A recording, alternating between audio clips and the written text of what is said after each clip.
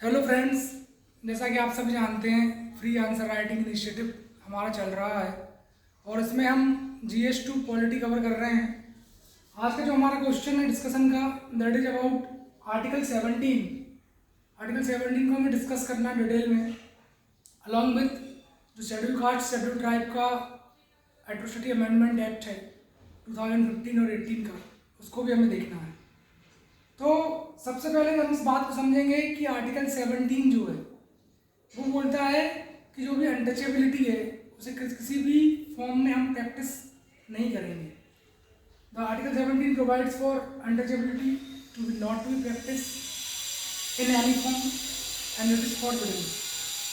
तो अनटचेबिलिटी को प्रैक्टिस हमें नहीं करना। अगर कोई व्यक्ति अनटचेबिलिटी प्रैक्टिस करता भी है तो उसके लिए जो है हमारे पास protection of civil right act 1955 है और इस सिविल राइट एक्ट 1955 में 6 महीने की सज़ा है और 500 रुपये का फाइन भी है अगर कोई भी व्यक्ति अनटचेबिलिटी अगर प्रैक्टिस करता है। तो बेसिकली ये जो अनटचेबिलिटी है ये एक कॉग्निजेबल ऑफेंस है। कॉग्निजेबल ऑफेंस का मतलब ये हुआ कि अगर पुलिस आपको अरेस्ट करती है तो कोर्ट से वारंट इशू करने की जरूरत नहीं है। कोर्ट से वारंट लेने की जरूरत नहीं है, डायरेक्टली जो भी पुलिस है वो आपको अरेस्ट कर सकती है अगर आप अनटचेबिलिटी प्रोपोगेट करते हैं सोसाइटी में। तो उसके बाद हम बात करें तो जब सुप्रीम कोर्ट ने तो बोला था कि इसमें सुप्रिटेंडेंट ऑफ पुलिस SP की परमिशन रिक्वायर्ड है जिससे कि मिसयूज ना हो लॉ का, बट ह्यूज पब्लिक प्रोटेस्ट देखने को मिला और शेड्यूल कास्ट शेड्यूल ट्राइब का जो एक्ट है ये अमेंड किया गया गवर्नमेंट के द्वारा 2015 और 2018 में। एक इम्पोर्टेंट बात है ध्यान रखना है कि अगर कोई शेड्यूल कास्ट या शेड्यूल ट्राइब के 2 पर्सन हैं, सेम SC या ST से बिलोंग करते हैं और वो अगर अनटचेबिलिटी की बात करते हैं तो वहाँ पर ये वाला जो एक्ट है वो अप्लाई नहीं होगा। अगर वो एक दूसरे के खिलाफ अगर अनटचेबिलिटी प्रपोज कर रहे हैं विद इन सेम कास्ट तो वहाँ ये लॉ जो है वो एप्लीकेबल नहीं होगा।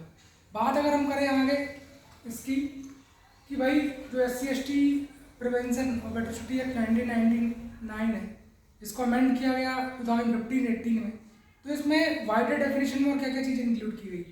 तो जैसे सोशल या इकोनॉमिक बॉयकॉट किया जाए किसी SC ST पर्सन का, या कोई भी इरिगेशन फैसिलिटी उनको प्रोवाइड न की जाए या उसका एक्सेस डिनाई किया जाए, जो उनका लैंड है उस पर से उनको इविक्शन किया जाए, हटा दिया जाए, उनका लैंड ग्रैब कर लिया जाए, या फिर उनको जो है हरास किया जाए, परेड किया जाए और जो मैनुअल स्कैवेंजिंग वगैरह का जो काम है उसके लिए उनको फोर्स किया जाए करने के लिए। सेक्सुअल हरासमेंट का केस SC ST के खिलाफ मतलब जो भी है वुमेन के खिलाफ किया जाए।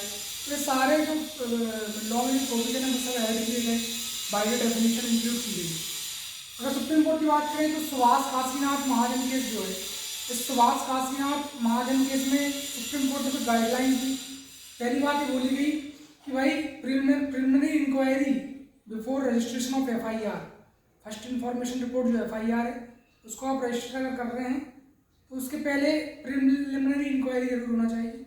दूसरा, सीनियर ऑफिशियल की परमिशन के बगैर इन्वेस्टिगेटिंग ऑफिसर अरेस्ट ना करें किसी व्यक्ति को।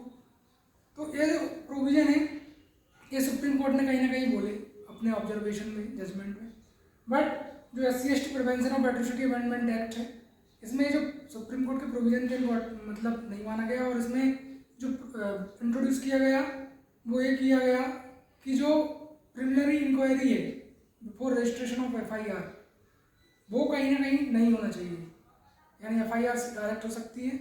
और दूसरा एक प्रोविज़न किया गया कि इसमें जो है सेक्शन 438 जो है CRPC का एंटीसिपेटरी बेल यानी अग्रिम जमानत, तो अग्रिम जमानत भी नहीं होगी। अग्रिम जमानत वाला जो केस है वह यहाँ अप्लाई नहीं होगा और अग्रिम जमानत नहीं होगी सेक्शन 438 CRPC के अंदर। जो भी व्यक्ति अगर अनटचेबिलिटी प्रोपोगेट कर रहा है तो उसको एंटीसिपेटरी बेल नहीं मिलेगी। इस बात को भी, इस प्रोविजन को भी यहाँ पर ऐड किया गया। तो इस तरीके से हमने देखा कि सुभाष काशीनाथ महाजन के जो सुप्रीम कोर्ट ने अपना जजमेंट दिया और उसमें कुछ guidelines the. But schedule caste schedule tribe atrocity amendment act 2015-18 में जो अमेंड हुआ तो उसमें जो है 3 प्रोविजन नए ऐड किए गए और उसमें किसी भी तरीके की सीनियर ऑफिशियल की परमिशन की रिक्वायरमेंट को खारिज किया गया। तो जो भी आर्टिकल 17 है, अनटचेबिलिटी को हमें वैसे भी सोसाइटी से हटाना है, क्योंकि आर्टिकल 15 में क्या बोलता है कि भाई there shall not be prohibition on grounds of religion, race, caste. इस कास्ट के बेसिस पे कोई भी डिस्क्रिमिनेशन नहीं होना चाहिए, क्योंकि सारी कास्ट सब बराबर हैं, सभी लोग हम ब्रदरहुड भाईचारे के साथ रह रहे हैं। फंडामेंटल ड्यूटी में भी कहीं ना कहीं ब्रदरहुड की बात की गई है। तो इस तरीके से हमने पूरा आर्टिकल 17 का जो निचोड़ है वो पूरा देखा और सुप्रीम कोर्ट का केस लॉ देखा, SC/ST prevention of atrocity amendment act देखा। तो इस तरीके से हमने पूरा जो है इस केस को समझा है, आर्टिकल 17 को। उसी प्रकार अगर हम आगे अगले वीडियो में हम आर्टिकल 18 को देखेंगे और समझेंगे कि आर्टिकल 18 में जो टाइटल्स की बात की गई है वो क्या है। तो ज़्यादा से ज़्यादा लोग इस वीडियो को लाइक करें, शेयर करें, सब्सक्राइब करें और कमेंट करके ज़रूर बताएं कि और क्या हम इम्प्रूवमेंट कर सकते हैं। तो मिलते हैं नेक्स्ट वीडियो में, और नेक्स्ट वीडियो होगा वो होगा हमारा आर्टिकल 18 पर। So thanks a lot. ये वीडियो हमारे यहीं कंप्लीट हुआ।